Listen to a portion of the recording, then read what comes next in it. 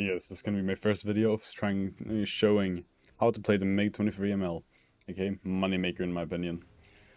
Join the squadron, also just saying. So that's their thing.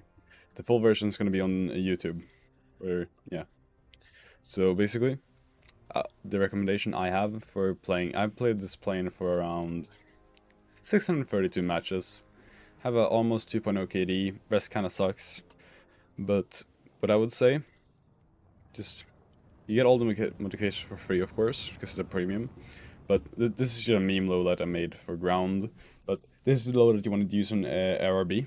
So you want to have two R-24Rs, because the front aspect, they're great at firing from anywhere between 2 to like 6, 8, 7, 8 kilometers. And R60s for when you get in behind someone. And some extra large caliber countermeasures. Just to counter like all the different missiles. So most important part of flying a MiG-23, you gotta have it in MTI mode. You have like I said, the earlier missiles, and you gotta be able to semi-auto wing sweep, so you can automatically just fix it yourself. To fix this, you go into control, you search for sweep, and then we have here switch control mode if you want to have auto or you want to manually fix it, and then in here you're gonna fix page up and page down, decreasing value and increasing value.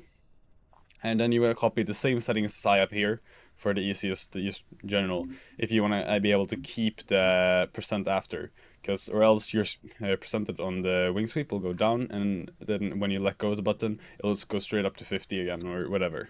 So when flying the MiG-23, you're gonna be sure you have it mostly on auto when you fly normally, which is this mode, which is just the wings just automatically fixes themselves depending on the speed. But when you're, for example, in a dogfight and you want to turn as much as possible, or you're trying to turn on the guy, you want to activate semi-auto wings and put it on 0%. 0% makes it so your wings are furthest out.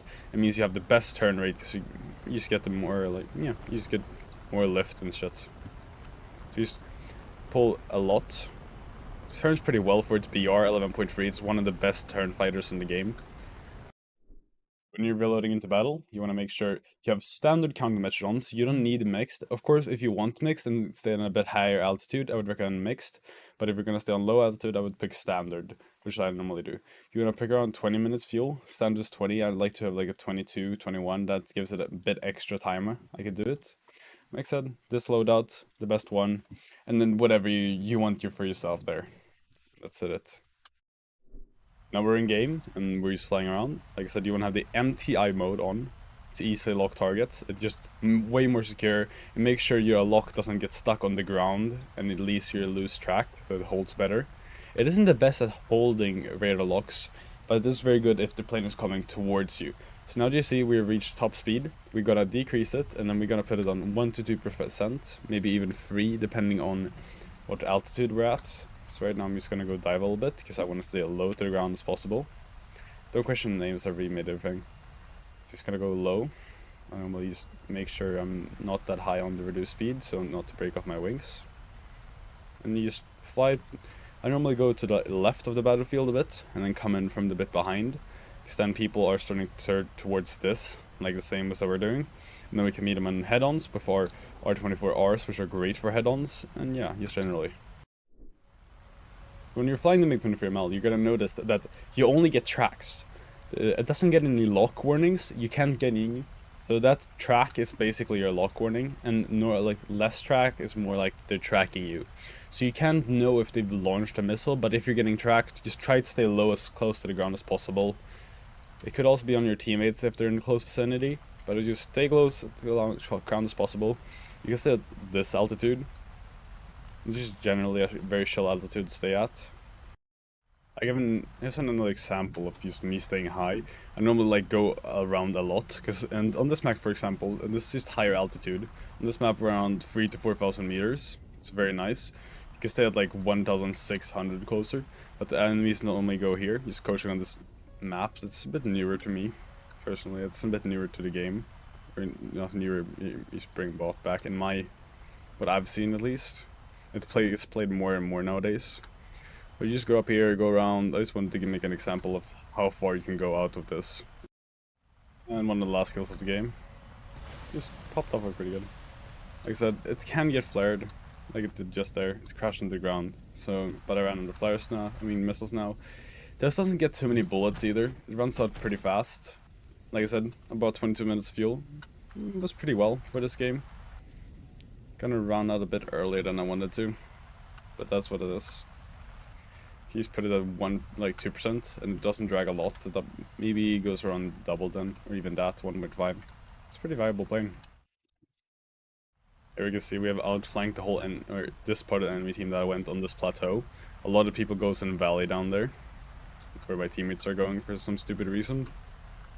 But here it's us chasing a MiG-21 because he's kind of stupid.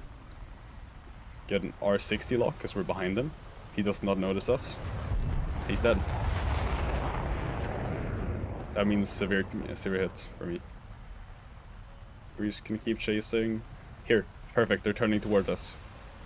That's a MiG-29, like the early Russian one. Great missiles at front aspect. There are 24 hours. And this guy is gonna die to our teammates, so we're just gonna keep going around. We see, okay, I don't need to fire that. It was a waste of some flares, but this gets actually a lot. Here, another perfect sample. That's an F4S. Perfect sample of a free kill.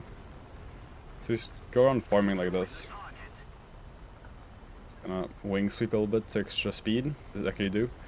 You can do when you're a bit lower speeds, so just wing sweep some extra to try to achieve higher speeds when you go back into auto. So I got 3 kills for 3 missiles so far. You just gotta know when to use them. So in the F4J here, he's heading half away from me. We can wing sweep fully, try to catch up to him a bit better. We're already catching up pretty fast, because the MiG-23 is one of the fastest planes at this BR. But right when we're trying to chase, to lock this missile at high speeds, you get it to reach. Because the missiles don't have too good reach. So if I was going to fire it here, for example, we can try. Or if we just look at the missile, when we do this. It's a very hard time catching up. But with slower planes like the F4S or F4s, they generally can catch up. They just have had a bit of a hard time. But when within 1,000 kilometers, it's basically unflareable sometimes. Sometimes it can get flared, but it's because the R60s are kind of horrible, to be fair. Bonus thing, because I thought it was funny. What I normally do for landing, just full wing sweep. Just go to around 900, go to full, and just quadruple that ass. You can, but apparently no, I cannot right now. Gear, landing, just pull up hard as you can. Yeah, I got a bit too much. No, there. Let's extend. Up. Thank you. Yeah, this is the result of the battle, the 4K. Got around 70k. This is about premium. I would have earned 140k with it. This was kind of a long battle too. So look, activity time, pretty good. So it was a 13-minute game and got a 19k for it. Just doing some lower research right now. And that's the whole video. Thank you guys for watching, and